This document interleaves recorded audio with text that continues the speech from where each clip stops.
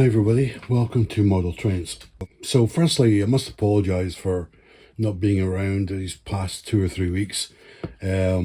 Just family stuff took priority over other things that was going on. So my hobby took a bit of a sideline, a bit of a back seat. So anyway, after a recent Heljan review that I did of a Class 25, which I was thoroughly impressed with, an opportunity came up to get a Heljan Class 17. We look at the end of the box here. We can see that the part number is Heljan 1725, BR Green Class 17, running number D8607, small yellow panel, DCC 8-pin NEM couplings, directional lights, I think that says on there, sprung buffers, and ERA 5. So yeah, let's unbox this and have a quick look. Instructions here, are these in color? Yeah, I guess they are.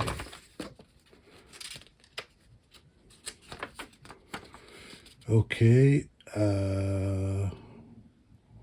dismantling for maintenance. Yeah, I know it's not easy, but that's all right. It's one of those things that I would only do to chip it or to do a major service on, but nice to have. I did have this out very briefly for some photographs, and if you hang around to the end of this episode, you will see outdoor scenery shots. And here she is, the Heljan Class 17. Now, personally speaking, I always wanted a Class 17, and this goes way back, I think, to Lima days. Lima had a type of Class 17. I think maybe they numbered it 17, but it had a wrong wheel bogie arrangement, and it was the wrong proportions. But the fact that it was a centre cab, I suppose was a thing that interested me. That a centre cab was very different. So just looking here at what they've got on the buffer beam detail, they've got a screw link coupling fitted, which I've said this before. I don't understand why Heljan fit all this buffer beam details. And I'm not alone in saying that. Many people talk about this, that, because you still have, where my finger is here, there's a NEM coupling, and I'll need to fit a NEM coupling so that this can haul coaches or wagons. So I'm going to have to remove maybe all of those details. The screw link coupling, I'll have to fit that up out of the way, I think. But if you've got this model as a sitting on a shelf as a display item, then like if this was what you would call a static model that wasn't able to move, then that would make perfect sense to fit the buffer details. But otherwise, why do they do that? Why do they do that? That doesn't make... surely there's a time cost for an assembly worker to fit these.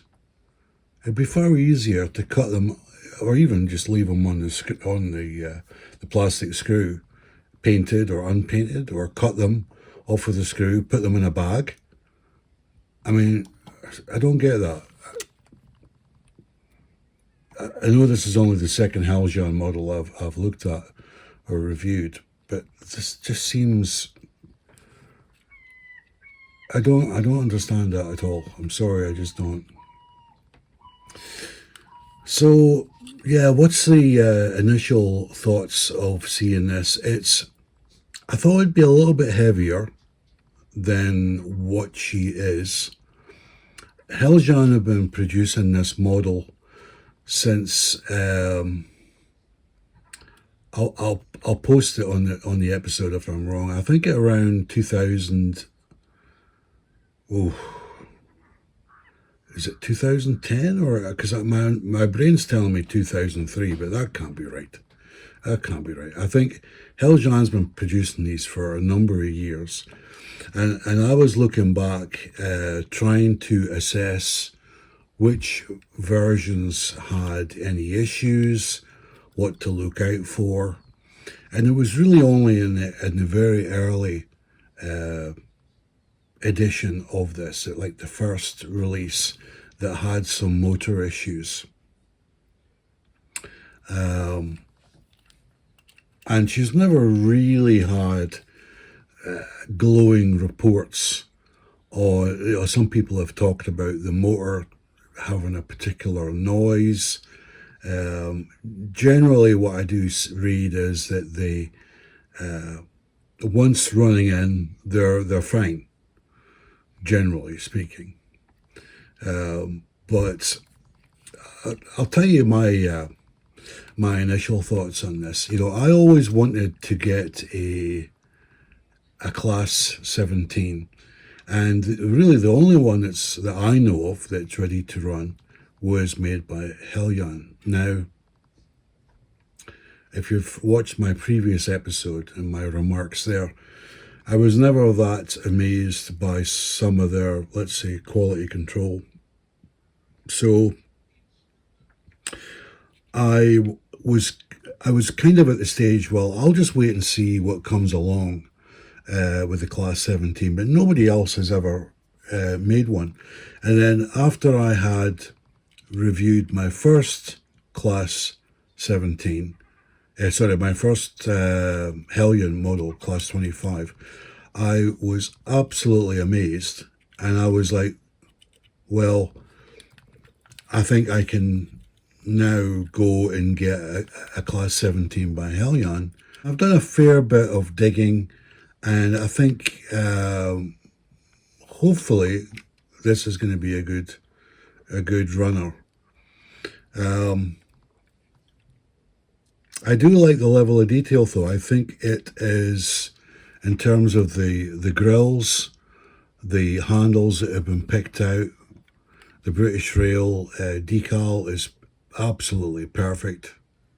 The Rhine number, all the sort of parts that have been picked out color-wise, the axle boxes highlighted in the yellow, the yellow ends, the number on the front, everything is, even they've got the blue triangle there for the multiple unit workings, is excellently done. The only other area that I had reservations about was the cab. And because the cab doesn't go all the way down to the floor, and however, now that I'm looking at this, because the cab windows are not massively big, it's not really noticeable. It's not really noticeable at all. But what I did do was I bought a spare cab from Heljan's UK distributor, and I was going to paint it and do the sort of intricate detail for the cab.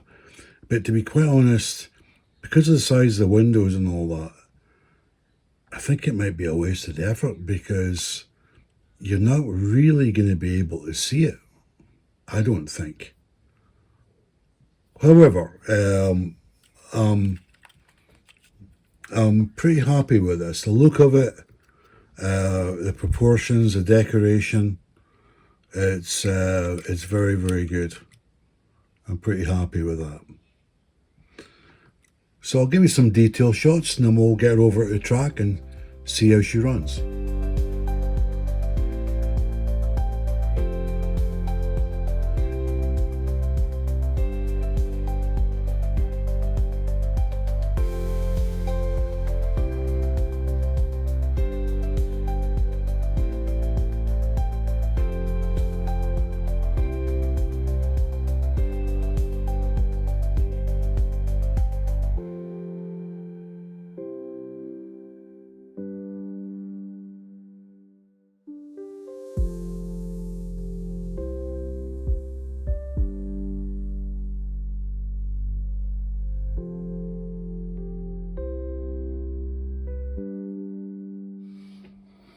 Okay, so I've got her on the track, and yeah, I'm going to be extracting some of the buffer beam details once I check all the running qualities, just in case, because if I need to return this, if there was a problem, then if I've taken all the buffer beam details, I need to put them back on, and of course you run the risk of breaking and damaging stuff.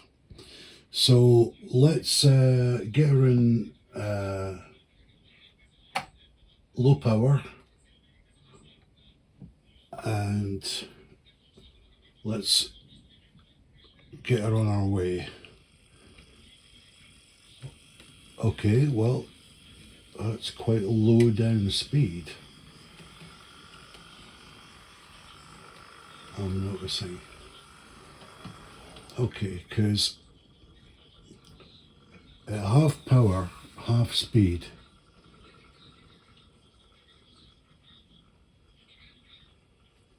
she's very, very slow. So that's interesting. Now I know from memory the top speed of a Class 17 is 60 miles per hour.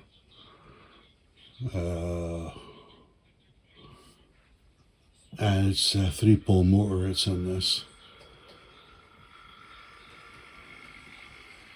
But I am now on the controller full up on half power.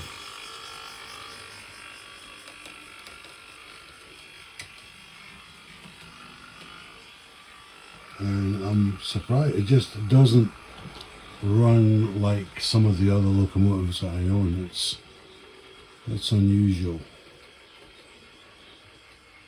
I mean, scale speed, that looks something like maybe 30 mile an hour, 30, 40 mile an hour. So maybe that's about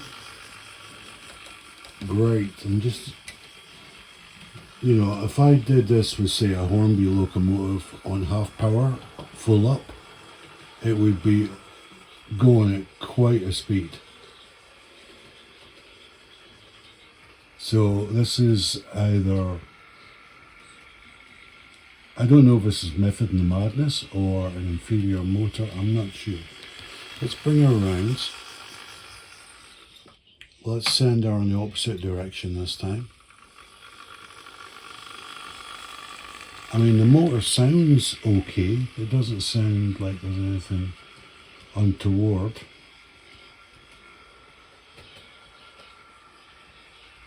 It's maybe been possibly geared down to those levels at half power. I'm not sure. We'll know in a second once we do put it through all its paces.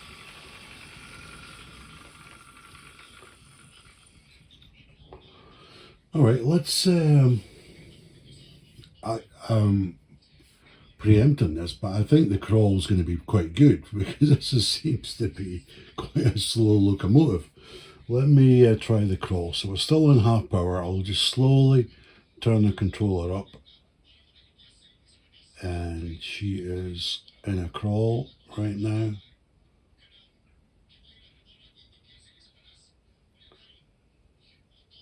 I must make a disclaimer here. I haven't cleaned my truck for ages, but so that I think some of the cogging that I see is truck. In fact, I could bet money on it.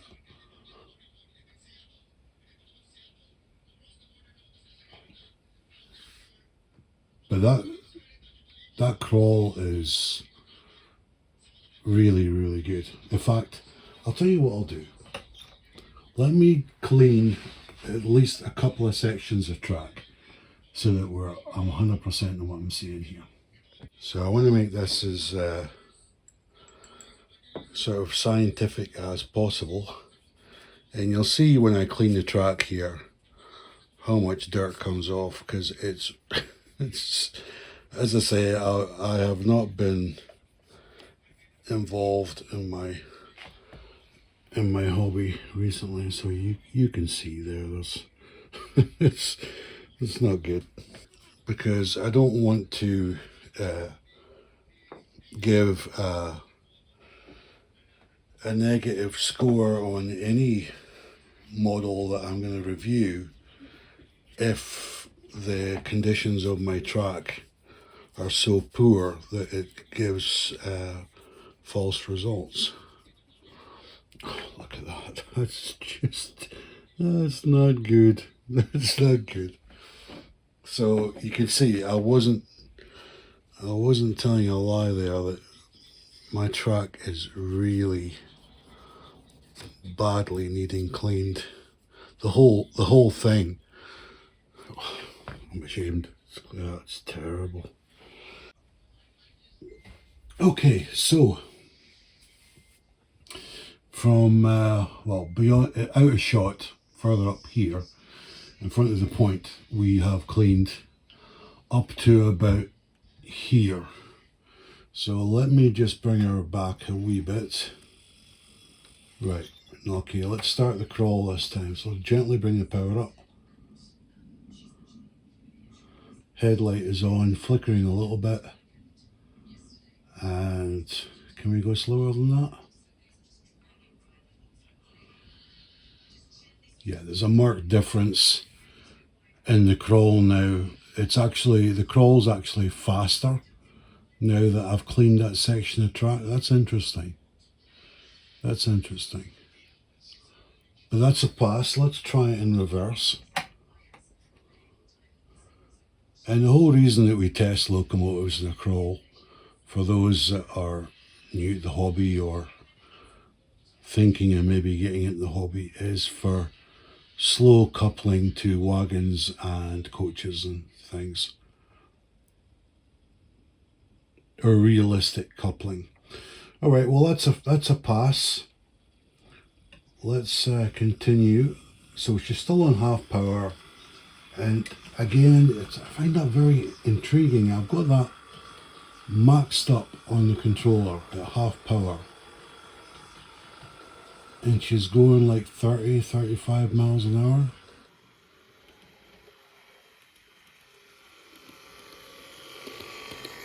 I think out of every locomotive that I own, that's the slowest running locomotive at that position on the controller. Okay, now I'm going to put this up to full power, and we'll put it up to 50% and see how that looks. Okay, roughly the same, about 35 miles an hour. Okay, we'll put it up to about 75%. Okay, that's pretty good. That's pretty good. That's probably about, I have to guess, looking at this. Yeah, that's 50. Okay, slowly putting it up to maximum speed.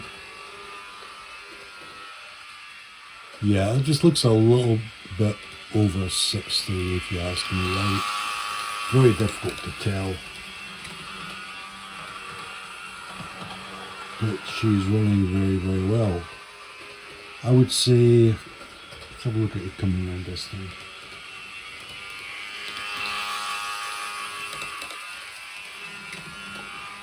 Might be 60, it might be 80, it's very difficult to tell. But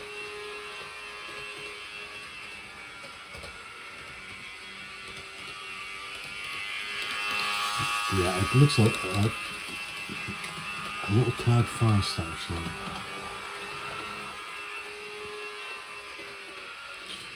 Well, my hearing isn't the best in the world, but the motor doesn't sound that bad.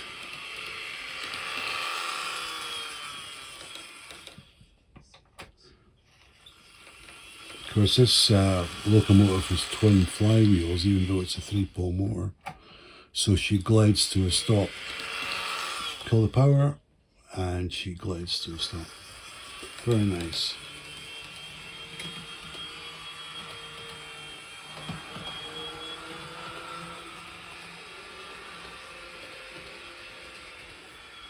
Well, this Class 17 has surprised me a little bit because the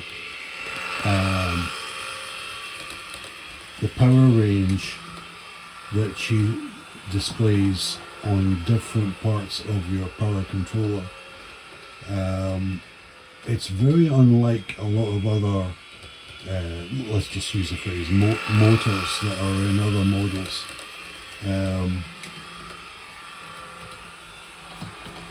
I don't know if Heljan just put a lot of thought into it and thought, okay, most people's controllers, half power should be half speed, and at full power it should be 60 miles an hour equivalent. I'd like to think that they engineered it that way. I think it would be, I don't think it'd be right to say, well, we just got lucky with that. I think they've designed it this way. So I have to congratulate them on that. I think it took me unawares to start with. I thought, why is this locomotive going so slow? You know, at half power, but full up, you know, it just did not behave like any other model locomotive I own. Now hopefully, as you see the Class 17 going past, you'll see the tail lights on the camera. And I'll just slow it down a little bit so you can see that. Oh, too slow. Yeah, the tail lights look pretty good, I would say. It looks fairly realistic. The head code box, I knew that although they're using an LED, I think it's a single LED, it's in the center and it doesn't illuminate the full head code box. Let me stop it and put it into reverse so you can see that. You can see it really only illuminates the first or the middle two digits. I think that'll be a project for the future, to put in a bit of acrylic prismatic in behind the box cover. It's a clear cover that you use something like a craft knife to get into the corner of the sides of the head code box and wedge it out. Then you can remove the piece of paper that has the head code number 8T61, I believe it is. Then once you pull the paper out, that'll expose the enclosure with the single LED. So if I get a piece of acrylic diffuser and cut to size and fit that in there, the light will spread across the diffuser and hopefully show up a lot better. The other way of doing it is just using a single piece of blank white paper. That will spread the light a bit. So anyway, there's work to be done now. Okay, I took a slight intermission there because I realised that the buffer beam details were actually causing it to derail, and that's without even the NEM coupling fitted. So yeah, I mean, I know I've touched on this earlier, and other reviewers have touched on it as well, but I'm going to say it again because it's so important. Heljan, please stop fitting buffer beam details.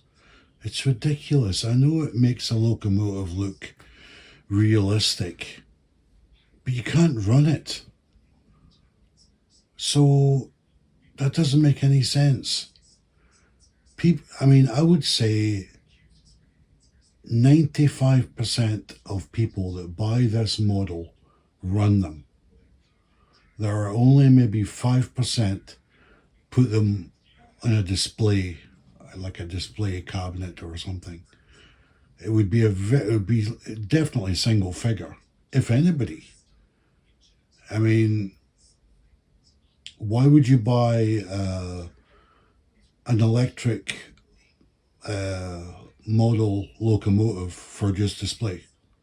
You could just buy a static, right? Maybe it would cost you 20, 30 pounds maybe for a static model with buffer beam detail. But somebody that needs or buys a locomotive ready to run 12 volt DC for a double O or HO gauge railway is going to run it.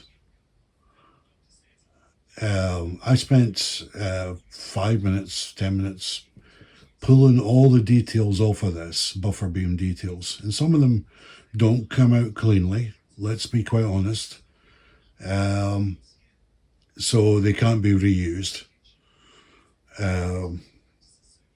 But then would you want to reuse them if you can't run your locomotive? It doesn't make any sense. And I also fitted the NEM coupling. Let me just use this marker here.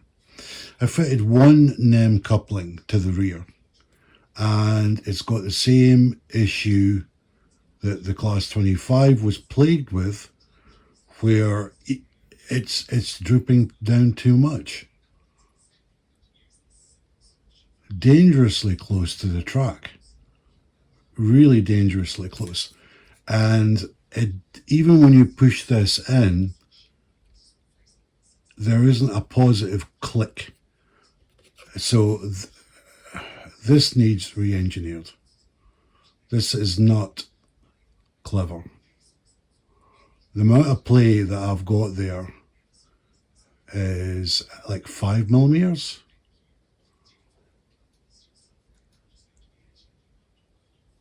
So, you know, that's disappointing, you know. So where are we now? So we're at the stage now where she's not derailing, right? I've pulled all the buffer beam details off. I've got one NEM coupling on. And just before I started filming again, I ran it a couple of times around the track, and I didn't see any problems there. Now, with all my model rail reviews, whether it's a locomotive, a coach, or a wagon, I always try to be fair and look at it objectively. And you know, this I do like this locomotive. You know, the motor is unusual. It just caught you out a little bit. It certainly caught me out a little bit, how it's geared and the speed ratios that it has. But now that I understand it, I'm very happy with it. That's fine. The motor is good. So I'm going to do some. I'm going to check some of the points. I think she's going to be okay now. The buffer beam details were a nightmare. Yeah, I was doing just some filming of the locomotive going round, and it was derailing right in front of me, and I could see what was going on. It was a bend or going across a point, and a NEM coupling, which isn't even fitted, so it's a NEM socket, was fouling on the screw link coupling, and if it wasn't fouling on that, if it was on the bends, it was fouling with the air hoses or the vacuum hoses, right? And I don't understand this. This is a big organization, surely, right? This isn't a husband and wife team that make these in Denmark, right? I mean, they design them, they get them made in the Far East, right? I get it, you know, and they've been in business for a while now. But it's honestly, where's the logic come? I mean, surely if you fit buffer beam detail, it takes a little bit of time, and time is cost, right? Whereas you just pop them in a bag, surely that's less money. That's just, I don't know. Something confuses me about all that. Anyway, let's I'll tell you what I'm going to do now. I'm going to test it on the points just to be 100% sure. Okay, so I've removed the Class 25, so without further ado, let's get this locomotive into position.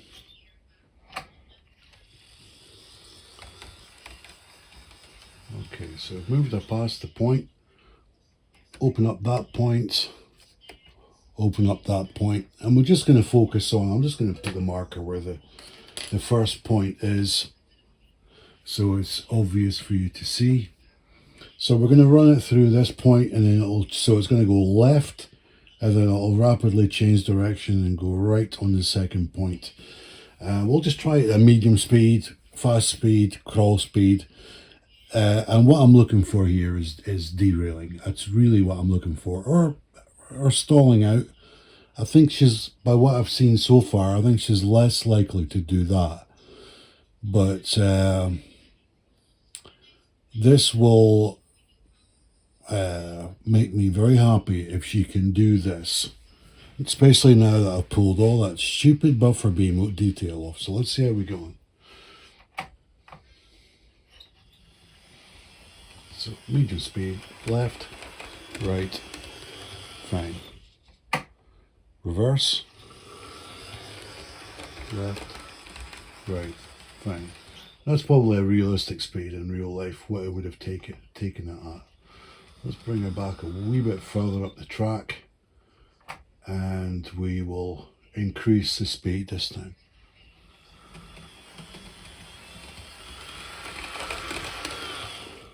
Perfect. Perfect. Full speed. Full speed back the way. Well done. Well done. I'm glad she has achieved that. Let me collect the wagons because they are in the inner track.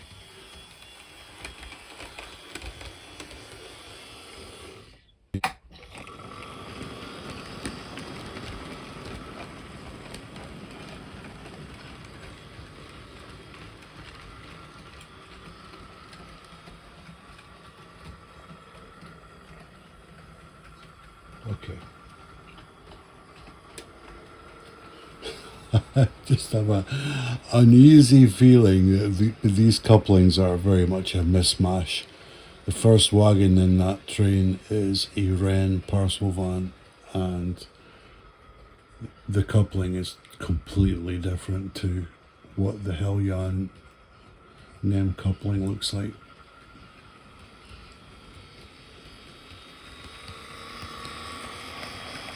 I'm keeping it very close. It's not even coupled properly, but I mean it's working incredibly. Yeah, so I think there's going to have to be some long-term modification on this. What I think I'll do, well, I'll tell you what I'll do. Okay, well, she's able to pull those wagons, and there's quite a bit of weight in there, so that's good. That's fine. I'm just going to reverse it back into the siding, and well, one of the wagons decided it didn't want to play ball. Okay.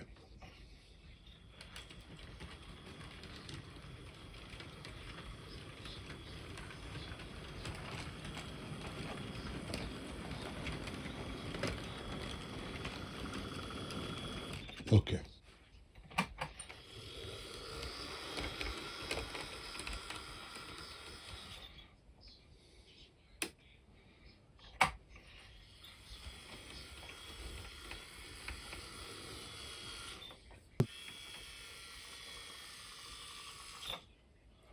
Okay, so the Class 17. So let's talk about the negatives and get them out of the way.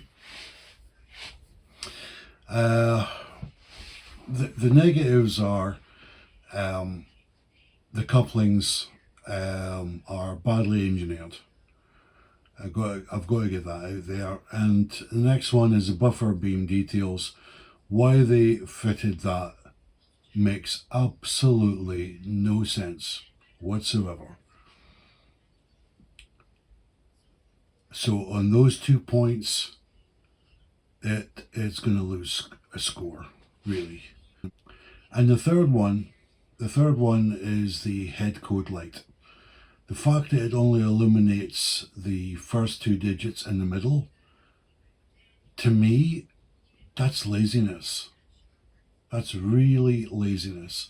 They must have known that when they saw the first run samples, the prototype sample. They must have known.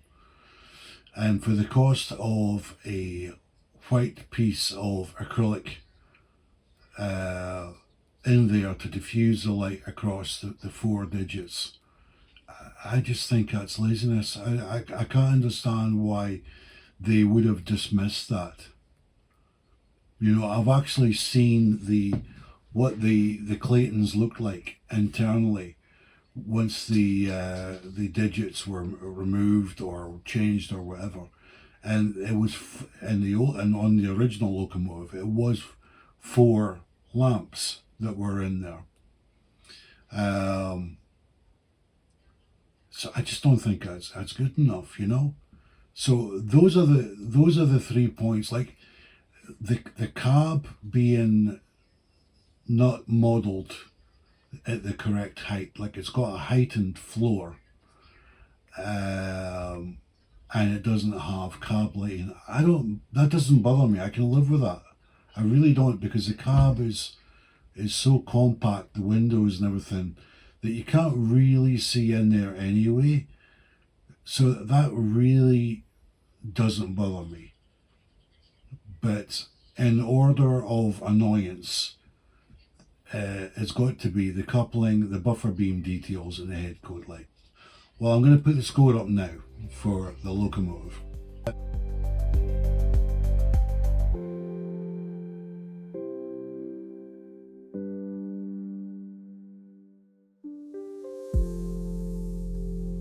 Okay, so 22 out of 25.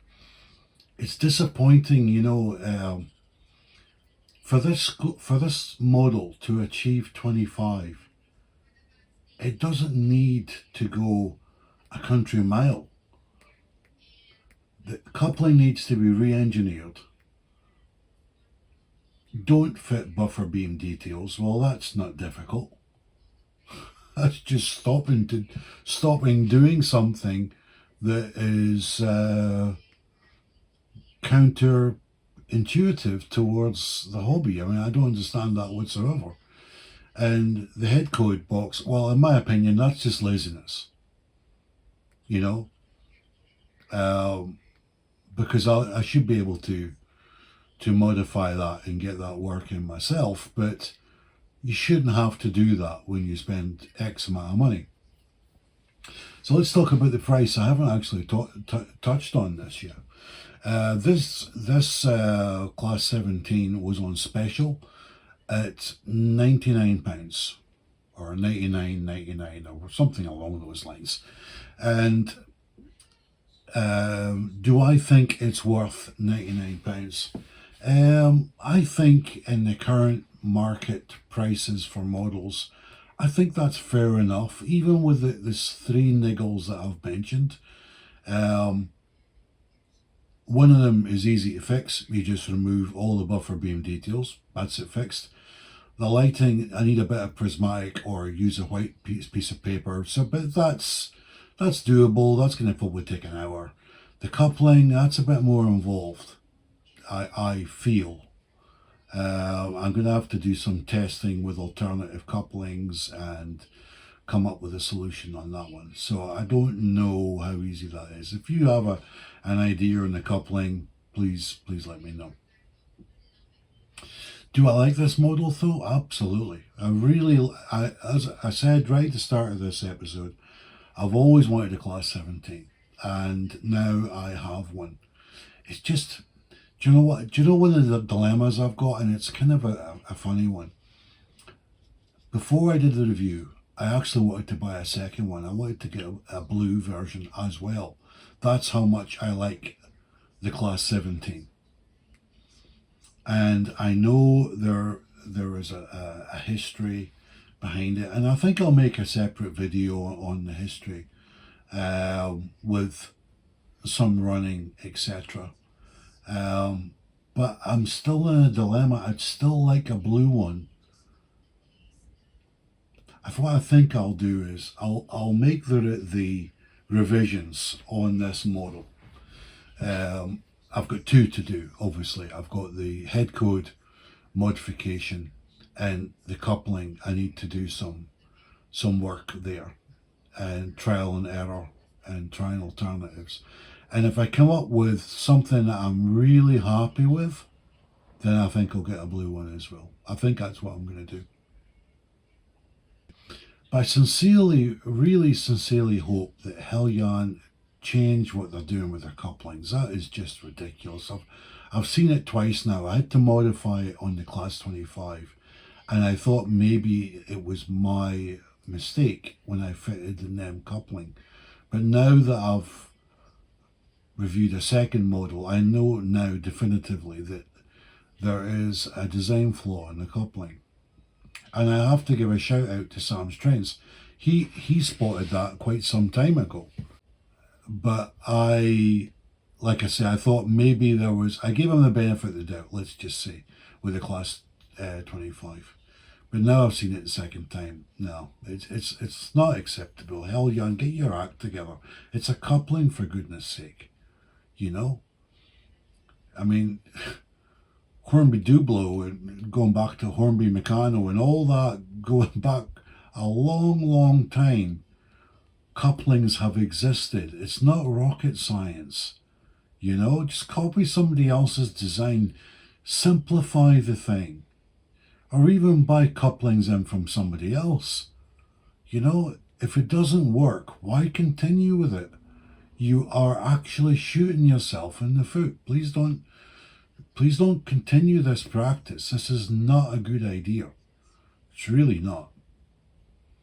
So as I say, I'm going to have a separate episode for talking a little bit about the history, because I've come across some interesting stuff there on the history, and I think it's worth it. I don't want to squeeze in 5 minutes talking about it, because I think it deserves more of a discussion, because there was a lot going on then in the mid-60s, and I think it's a topic that I think would make interesting discussion within the community.